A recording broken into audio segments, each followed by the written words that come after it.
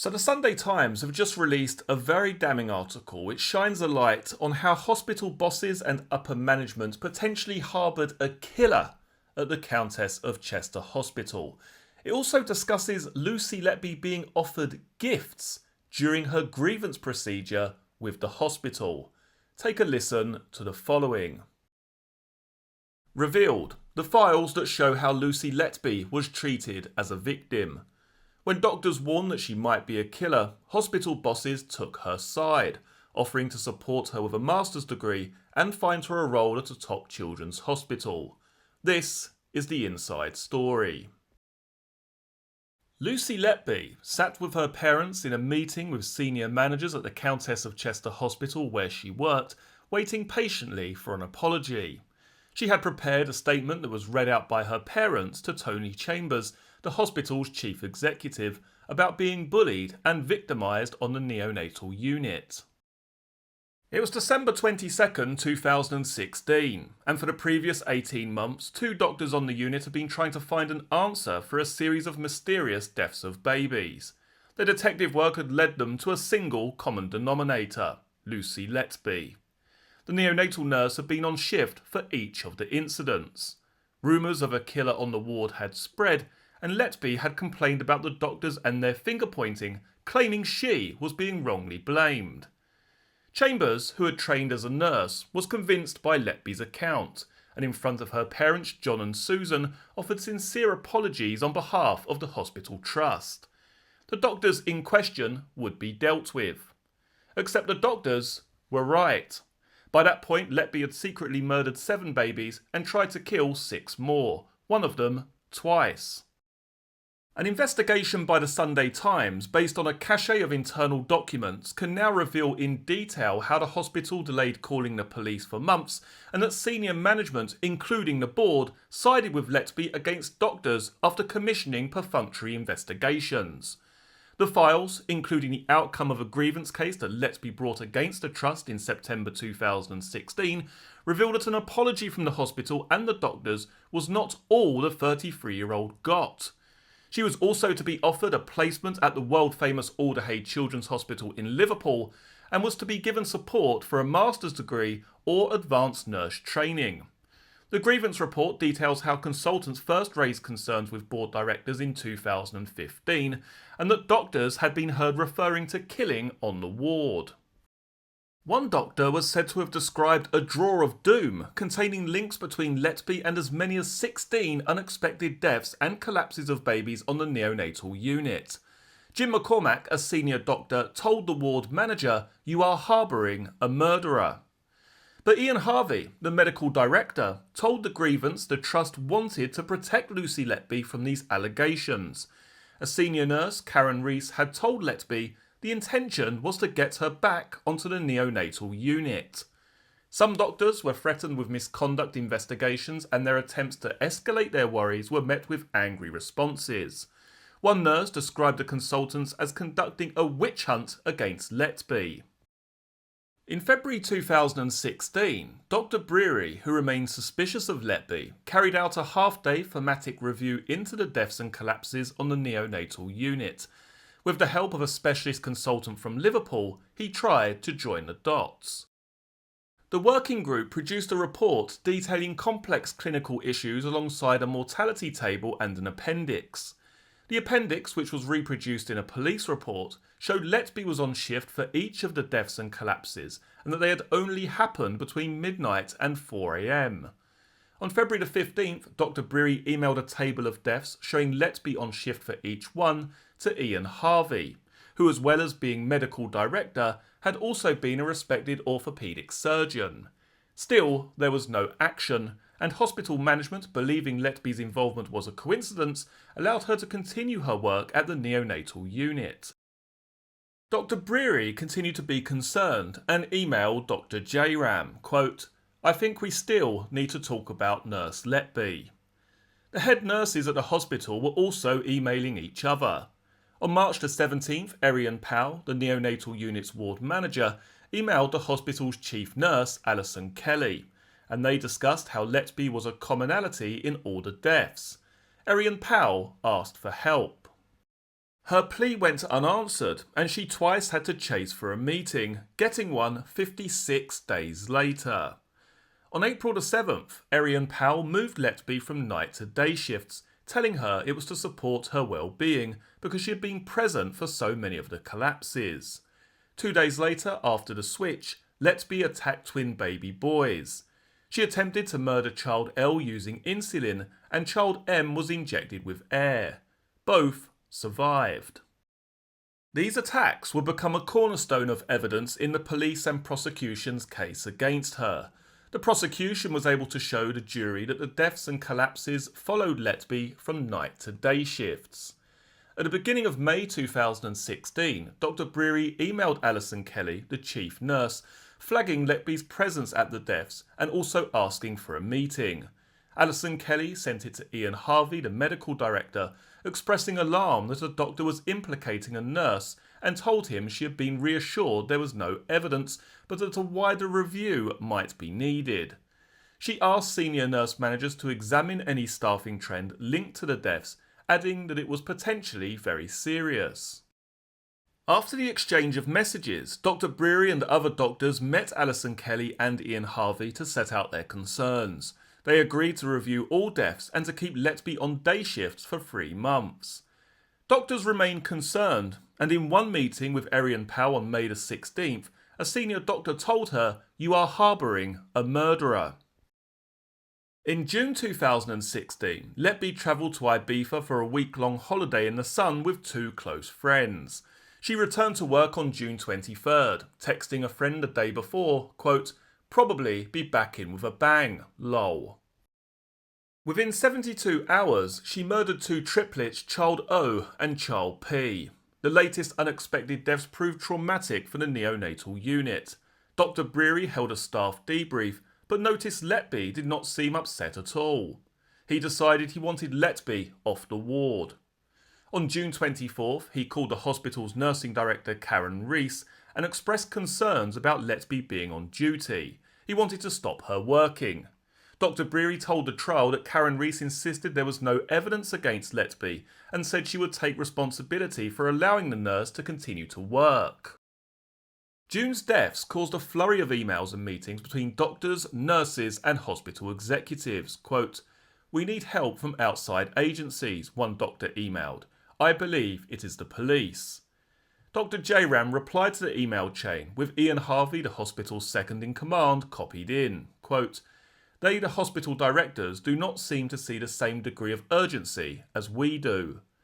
Ian Harvey replied, denying a lack of action and saying concerns were being discussed and action taken. He told the doctors all emails will cease forthwith. At the end of June, the executive directors met and sources say they debated for the first time calling in the police, with notes from the meeting recording, quote, "All say yes to the police." The discussion went on to consider the impact of an investigation and the arrest of Letby and the subsequent reputational issues and impact on the trust. The evidence was circumstantial and directors had concerns about the unit leadership and fears that doctors were carrying out a witch hunt.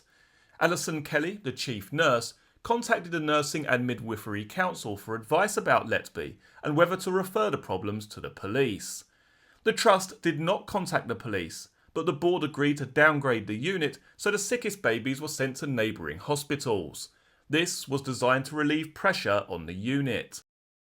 In late June, Ian Harvey and Tony Chambers, the chief executive on a salary of £160,000 plus benefits, decided to ask the Royal College of Paediatricians and Child Health for an independent review. The parameters were set narrowly and did not specifically ask the experts to look at Letby's actions or the deaths, but to carry out a general review of the service. Ian Harvey and Tony Chambers met the doctors and told them the trust had considered calling the police but would handle the situation in a different way. For the first time, she was told of her link to the baby's deaths and that she would be one of several staff placed under supervision. She was visibly upset and distressed. Staffing shortages meant she could not be supervised on the ward, and in mid-July she was redeployed to an administrative role. She never returned to the unit, despite her best efforts. On July the 14th, the Trust Board held an extraordinary meeting at which the neonatal unit was the only item of discussion. Dr. Jairam and Dr. Buri presented their concerns. Discussions included a link between Letby and the unexplained deaths and the possibility of involving the police. The board also discussed installing CCTV. One source said the doctors were told that calling in the police would mean blue tape everywhere and the end of the unit, as well as the Trust's reputation. The next day, a non-executive director, James Wilkie, went to Alison Kelly with concerns following the board meeting. She agreed to escalate his concerns. At the start of September, the RCPCH arrived and Letby was one of the first to be interviewed. She hoped that engaging with the review might help her back to a frontline nursing role. At the same time, she was fighting back against the doctors she claimed were falsely blaming her for the deaths. On September the 7th, she raised a formal grievance against the Trust for victimisation and discrimination. She said she felt she had been singled out, moved away from the job she loved, and the hospital trust had not been honest about doctors' allegations against her. Her Royal College of Nursing Union representative emailed hospital bosses outlining grave concerns about her treatment. Letby was demanding to know the grounds for an investigation into her practice. In October, the RCPCH reported back to Tony Chambers and Ian Harvey.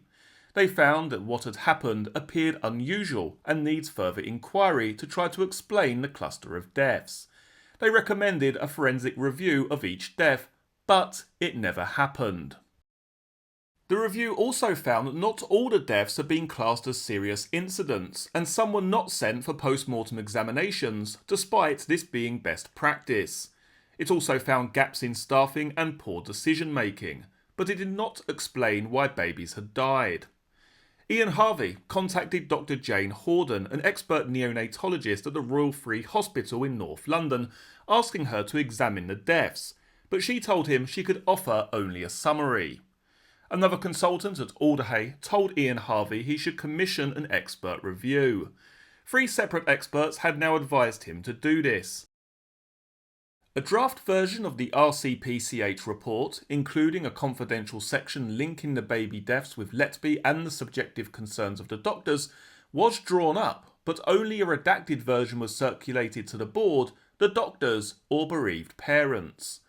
When Letby lodged her grievance complaint in September 2016, it started a 2.5-month investigation into her treatment by the hospital and in particular the consultants. Documents show that in particular she wanted to know what allegations were being investigated about her. Doctors who had raised concerns about her being a killer, including Dr. Breary and Dr. Jairam, were forced to sit through interviews along with their union reps, where an investigator grilled them about Letby's bullying complaint. By now, the relationship between 7 senior consultants and the hospital's management had deteriorated. The doctors felt they had not been listened to, and police needed to be brought in. In October, the executive managers met again, and sources say they were told that not calling the police was the right decision, and that the doctors' evidence was unconvincing. 10 hospital staff were interviewed as part of Letby's complaint. Many of them had threatened to call the police if she was allowed back on the ward. Not everybody agreed with them. One senior nurse gave evidence saying the doctors were operating a witch hunt, adding, quote, "I hope she returns to the unit. We would be delighted." Ian Harvey is quoted as saying the doctors' concerns felt purely circumstantial. "We wanted more if we were going to call the police." He said the executive team felt strongly that if they raised concerns with the police without foundation, Letby would have been arrested, which would have resulted in a bomb site for the trust to manage. As part of the grievance, investigators looked into Letby's conduct too. The formal report found no concerns about her competence, no red flags according to documents.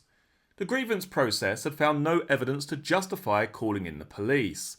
In fact, it found the doctors were at fault for suspecting her of murder. Quote, "This behaviour has resulted in you, a junior colleague and fellow professional, feeling isolated and vulnerable, putting your reputation in question."